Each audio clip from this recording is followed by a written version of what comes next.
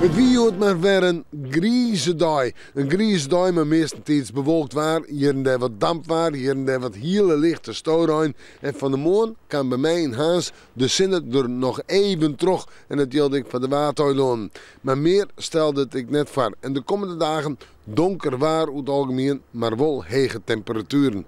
Joen en vannacht bewolking, ruin, lichte ruin, stoorruin, dus even een droge periode. En de temperaturen zomen bij de 6 graden heen. En het binnen best wel hege temperaturen voor deze tijd met hier. Ja, en dan de wind. Die komt uit het westen en het zuidwesten waai en die is matig of vrij krachtig. Krijgt jou rond 4 wild vooral voor het kust- en waardgebied. En dan zetten we terug naar Monoudai. Ja, bewolking.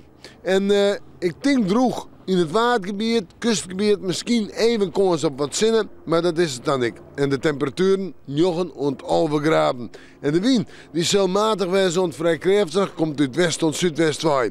Zorgen we dan vooruit, dan komen we allereerst een waardtype zin op, ja, op waanzin, maar bewolking. Maar ik denk een droege dag, maar geen zinnen. Temperaturen wel heeg, zo'n 10 graden.